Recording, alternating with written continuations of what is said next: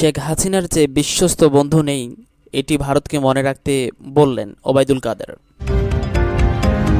৯,৫০০ কোটি টাকার ইভিএম কেনার প্রকল্প অনুমোদন শিগগিরই, বললেন পরিকল্পনা মন্ত্রী। আওয়ামী লীগকে ধাক্কা দিলেই পড়ে যাবে না, বললেন প্রধানমন্ত্রী শেখ হাসিনা। বিএনপিকে গণ অবস্থান কর্মসূচি পালনের অনুমতি দিয়েছে ডিএমপি। জানাবো, ভারত আমাদের ক্ষমতায় বসিয়ে দেবে না, কিন্তু পাশে আছে। সবশেষে জানাবো, যুগোৎপদ গণ অবস্থান থেকে আসছে নতুন কর্মসূচি। শুনলেন সংবাদ শিরোনাম, এখন জানাবো বিস্তারিত। তবে তার আগে আমি আপনাদেরকে জানিয়ে দিই, আমাদের ভিডিওটাতে অবশ্যই একটা লাইক দিবেন, আর ভিডিওগুলো ভালো লাগলে অবশ্যই আমাদের চ্যানেলটিকে সাবস্ক্রাইব করবেন। ধন্যবাদ। শেখ হাসিনার চেয়ে বিশ্বস্ত বন্ধু নেই, এটি ভারতকে মনে রাখতে বললেন ওবায়দুল কাদের। আওয়ামী লীগ সাধারণ সম্পাদক ওবায়দুল কাদের বলেছেন, ভারত আমাদের ক্ষমতায় বসিয়ে দেবে না, তারা আমাদের পাশে আছে, এটা ম্যাটার। ভারতকে আমরা বন্ধু হিসেবে পাশে দেখতে চাই। ভারতকে মনে রাখতে হবে, শেখ হাসিনার চেয়ে বিশ্বস্ত বন্ধু আরেকজন তাদের নেই। আজ মঙ্গলবার রাতে আওয়ামী লীগের একটি প্রতিনিধি দলের সঙ্গে ঢাকা সফররত ভারতীয় সাংবাদিকদের মতবিনিময় শেষে এসব কথা বলেন তিনি। ওবায়দুল কাদের বলেন, আমাদের ভোট, আমাদের জনগণ, আপনারা পাশে থাকলে আমরা শক্তি পাই, কারণ আমাদের এখানে শত্রু বেশি, ষড়যন্ত্র বেশি। আওয়ামী লীগের ভুল ত্রুটি আছে জানি, ওবায়দুল কাদের বলেন, তারপরও একটা কথা মনে রাখবেন, বিশ্বাস করি বাংলাদেশে শেখ হাসিনার চেয়ে কোনো বিশ্বস্ত বন্ধু আরেকজন আপনাদের নেই, এটা ভারতকে মনে রাখতে হবে। ওবায়দুল কাদের বলেন যে, ভারত সরকারের সঙ্গে আমাদের বন্ধুত্ব, যখন যারা ক্ষমতা আছেন তখন তাদের সঙ্গে সম্পর্ক থাকবে। যদি তারা বন্ধুত্ব রাখেন, নরেন্দ্র মোদী রেখেছেন, সেজন্য আছে, এটা সম্পর্ক বিকশিত, আমাদের মধ্যে অনেক মিল আছে। ওবায়দুল কাদের বলেন, ছিটমহল বিনিময় এখানে এত শান্তিপূর্ণ ছিল, এটা একটা বিরাট অর্জন। এর কৃতিত্ব আমাদের নেত্রীকে এবং ভারতের প্রধানমন্ত্রী নরেন্দ্র মোদীকে অবশ্যই দিতে হবে। তারপরও আমাদের কিছু কিছু ব্যাপার আছে, যেমন ওয়াটার, এই বিষয়গুলো আছে, সেটা আলোচনার মধ্যে আছে। আমরা বিশ্বাস করি ভারতের সঙ্গে সম্পর্ক রেখে আমরা আমাদের পাওনাটা পাবো। যে বিষয়গুলো আছে সেগুলো সমাধান করতে হলে বন্ধুত্ব রাখতে হবে, আলোচনা করতে হবে, আলোচনা টেবিলে করতে হবে, সেটা আমরা বিশ্বাস করি। এই সময় উপস্থিত ছিলেন আওয়ামী লীগের সভাপতি মণ্ডলীর সদস্য ডক্টর আব্দুর রাজ্জাক, জাহাঙ্গীর কবির নানক সহ আরও অনেকে। ৯,৫০০ কোটি টাকার ইভিএম কেনার প্রকল্প অনুমোদন শিগগিরই, বলছেন পরিকল্পনা মন্ত্রী। আগামী নির্বাচনে ১৫০ আসনে electric voting machine EVM vote নিতে চায় নির্বাচন কমিশন ইসি। এর জন্য ৯,৫০০ কোটি টাকার প্রকল্প চাচ্ছে ইসি। বিশাল আকার ও গাড়িসহ বিভিন্ন খাতের ব্যয় নিয়ে এরই মধ্যে আলোচিত প্রকল্পটি শিগগিরই জাতীয় অর্থনৈতিক পরিষদের নির্বাহী কমিটি সভায় অনুমোদনের জন্য তোলা হবে বলে জানিয়েছেন পরিকল্পনা মন্ত্রী এম এ মান্নান। তিনি বলেন, যত শীঘ্রই সম্ভব ইভিএম কেনার প্রকল্প একে অনুমোদন করা হবে। আজ মঙ্গলবার রাজধানী শেরেবাংলা নগরে পরিকল্পনা মন্ত্রণালয়ে ঢাকায় নিযুক্ত সুইস রাষ্ট্রদূত নাতালি চুয়ার্টের সঙ্গে বিদায়ী সাক্ষাৎ শেষে পরিকল্পনা মন্ত্রী সাংবাদিকদের সাথে এসব কথা বলেন। এর আগে এক সংবাদ সম্মেলনে নির্বাচন কমিশনার মোহাম্মদ আলমগীর বলেছেন যে, ১৫ জানুয়ারির মধ্যে ইভিএম প্রকল্প পাস না হলে ১৫০ আসন ইভিএম নির্বাচন সম্ভব নয়। এমন বক্তব্যের পরিপ্রেক্ষিতে পরিকল্পনা মন্ত্রী এম এ মান্নান বলেন যে, ১৫ জানুয়ারি কোনো রেড লাইন, লাল রেখা নয়, এটা ১৮ জানুয়ারিও হতে পারে, ২০ জানুয়ারিও হতে পারে, এমনকি আগামীকালও ইভিএম প্রকল্প অনুমোদন হতে পারে। শুধু একনেক সভায় এগুলো অনুমোদন হয় ব্যাপারটি তা নয়। তাদের নির্বাচন কমিশন সঙ্গে আমাদের যোগাযোগ আছে, আমরা নিয়ম কানুনের মধ্যে ইভিএম নিয়ে কথা বলছি। নির্বাচন কমিশনের সব প্রয়োজন আইনের আলোকে বিচার করা হবে। যত শীঘ্রই সম্ভব ইভিএম কেনার প্রকল্প একনেকে অনুমোদন করা হবে। পরিকল্পনা মন্ত্রী আরও বলেন যে, পৃথিবীর যে কোনো সরকার টাকা হিসাব করে খরচ করে, সেটা সুইজারল্যান্ড হোক আর মার্কিন যুক্তরাষ্ট্র হোক। যখনই কোনো প্রস্তাব আমাদের কাছে আসে তখনই আমরা এগুলো আইন ও নিয়মকানুনের আওতায় দেখভাল করি। আমরা কতগুলো ইভিএম দেব, একনেক সভার আগে পিসি সভায় সেটা আলোচনা হয়। সভায় আমরা সহ নির্বাচন কমিশনের লোকজনও উপস্থিত থাকেন। আওয়ামী লীগকে ধাক্কা দিলেই পড়ে যাবে না, বলছেন প্রধানমন্ত্রী শেখ হাসিনা। প্রধানমন্ত্রী শেখ হাসিনা বলেছেন, আওয়ামী লীগ ক্ষমতায় এলে দেশে মানুষের ভাগ্যের পরিবর্তন হয়। এই দল জনগণের কল্যাণে কাজ করে, দেশের আর্থসামাজিক উন্নতি হয়েছে বলেই জনগণ তাদের ভোট দেয়। এটি জনগণের দল, আওয়ামী লীগকে ধাক্কা দিলেই পড়ে যাবে না।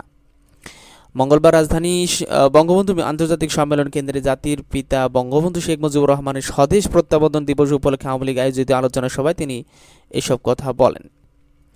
বিএনপিকে উদ্দেশ্য করে তিনি বলেন, খুব একটা আতঙ্ক সৃষ্টি করেছিল 10 ডিসেম্বর নিয়ে, কিন্তু এ তো ঢাকঢোল পিটিয়ে চলে গেল গোলাপবাগে। এখন আবার বলে 11 জানুয়ারি থেকে তারা নাকি আন্দোলন করবে। একটা কথা বলে দিতে চাই, আওয়ামী লীগ জনগণের দল, আওয়ামী লীগকে উৎখাত করে এত সহজ নয়।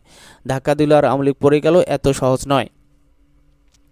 বিএনপি ও তাদের সমমনা দলগুলোর আজকের গণঅবস্থান কর্মসূচি প্রসঙ্গে আওয়ামী লীগের সভাপতি শেখ হাসিনা আরও বলেন, বিএনপির সঙ্গে জুটে গেছে অতি বাম অতি ডান সব অতিরা এখন জায়গায় হয়ে আতিপাতি নেতা হয়ে তারা নাকি একেবারে ক্ষমতা থেকে আমাদের উৎখাত করবে। অবৈধভাবে ক্ষমতায় থেকে কেউ যদি ভোট চুরি করে তাকে ক্ষমতা থেকে হটাতে আওয়ামী লীগই পারে। এটা প্রমাণ করেছি বারবার। আমরা গণতন্ত্রের চর্চা নিজের দল করি, দেশেও গণতন্ত্র চর্চা করি। বিএনপির আন্দোলনের সমালোচনা করে তিনি বলেন, আজ তারা গণতন্ত্রের কথা বলে, তাদের নিজেদেরও তো কোনো গণতন্ত্র নেই, তাদের দলের কোনো ঠিকানা নেই। ডিজিটাল বাংলাদেশ করেছি বলে তারা এর সুবিধা নিয়ে গণতন্ত্রের জন্য গোলা ফাটাচ্ছে। আর তাদের কিছু ভাড়াটে লোক আছে দেশ বিদেশে বসে সোশ্যাল মিডিয়ায় সারাদিন কুৎসা রটাবে, মানুষকে বিভ্রান্তি করার চেষ্টা করবে। বিএনপিকে গণঅবস্থান কর্মসূচি পালনের অনুমতি দিয়েছে ডিএমপি। ঢাকা বিএনপির গণঅবস্থান কর্মসূচি পালনের অনুমতি দিয়েছে ঢাকা মহানগর পুলিশ। বুধবার সকাল 10টা থেকে বেলা 2টা পর্যন্ত নয়াপল্টনে বিএনপির কেন্দ্রীয় কার্যালয়ের সামনে এই কর্মসূচি পালন করা হবে। রাস্তার একপাশে সড়কে এই কর্মসূচি পালনের অনুমতি পেয়েছে দলটি। মঙ্গলবার সন্ধ্যায় ডিএমপি কমিশনার খন্দকার গোলাম ফারুকের সঙ্গে সাক্ষাৎ করে এসব তথ্য জানান দলটির vice chairman Z M Zahid Hossain. তিনি বলেন যে আমরা আমাদের পূর্ব নির্ধারিত অবস্থান কর্মসূচি পালনের অনুমতির জন্য ডিএমপির ঊর্ধ্বতন কর্মকর্তাদের সঙ্গে দেখা করে আবেদন করেছি।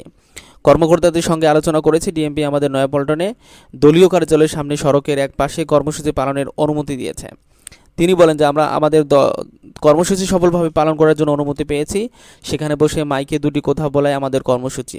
আমরা 4 ঘন্টা বসবো। অফিসের সামনে ফুটপাত থেকে সড়কের ডিভাইডার পর্যন্ত এক পাশে বসতে পারবো। আমাদের সিনিয়র নেতৃবৃন্দ সেখানে বসবেন। বেলা 2টার দিকে আমাদের কর্মসূচি সমাপ্ত হবে। পুলিশ কোনো শর্ত দিয়েছে কিনা এমন প্রশ্নের জবাবে বিএনপির এই নেতা বলেন যে এমন কোনো শর্ত পুলিশের পক্ষ থেকে দেওয়া হয়নি। যেভাবে আমরা অন্য কর্মসূচি পালন করি সেটিও সেভাবে করা হবে। এই সময় তার সঙ্গে ছিলেন বিএনপির আইন বিষয়ক সম্পাদক ব্যারিস্টার কায়সাল কামাল। ভারতীয় সাংবাদিকদের সঙ্গে মত বিনিময় সভায় ওবায়দুল কাদের বলেছেন, ভারত আমাদের ক্ষমতায় বসিয়ে দেবে না, কিন্তু পাশে আছে।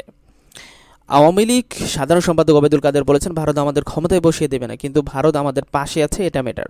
ভারতকে আমরা বন্ধু হিসেবে পাশে দেখতে চাই।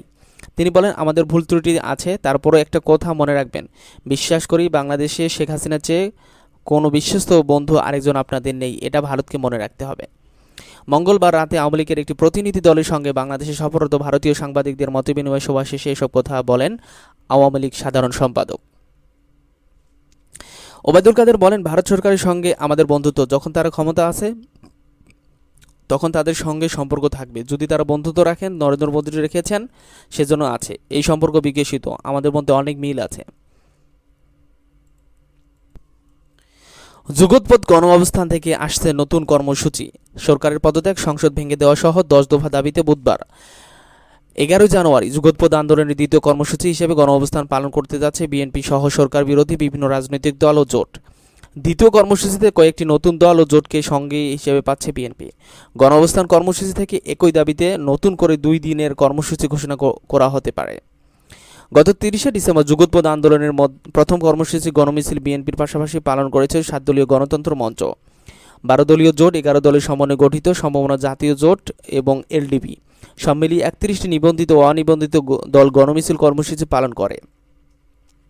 বুধবার অনুষ্ঠানে গণঅবস্থান কর্মসূচিতে নতুন করে যুক্ত হচ্ছে মোস্তফা মহসিন মন্টুর নেতৃত্বাধীন গণফোরাম বামধারার 5টি দলের সমন্বয়ে গঠিত গণতান্ত্রিক বাম ঐক্য সহ আরও কয়েকটি দল। বিএনপির মিডিয়া সেলের সদস্য সাইরুল কবির খান তিনি বলেন যে প্রথম শান্তিপূর্ণ কর্মসূচিতে 31টি দল অংশ নিয়েছিল। বুধবারের কর্মসূচিতে আরও কয়েকটি দল নতুন করে যুক্ত হচ্ছে। গণতান্ত্রিক এই আন্দোলনে আগামীতে সবাই ঐক্যবদ্ধ হয়ে এক ছাতার নিচে আসবে বলে বিএনপি বিশ্বাস করে। বিএনপির স্থায়ী কমিটি সূত্রে জানা গেছে যে আগামী গণঅবস্থান কর্মসূচি থেকে নতুন করে আরও 2 দিনের কর্মসূচি দেওয়া হবে। এর মধ্যে 16 জানুয়ারি বিদ্যুতের দাম বৃদ্ধি ও নিত্য প্রয়োজনীয় জিনিসপত্রের মূল্য বৃদ্ধির প্রতিবাদে স্মারকলিপি পেশ অবস্থান কর্মসূচি থাকবে। আবার 25শে জানুয়ারি বাকশাল দিবস উপলক্ষে কর্মসূচি দেওয়া হবে। ওই দিন পদযাত্রা ও অনশনের মতো জাতীয় কর্মসূচির ঘোষণা আসতে পারে। বিএনপির স্থায়ী কমিটির সদস্য ইকবাল হাসান মাহমুদ টুকু বলেন যে পরবর্তী কর্মসূচি নিয়ে আলোচনা চলছে, চূড়ান্ত সিদ্ধান্ত আগামীকাল ঘোষণা করা হবে।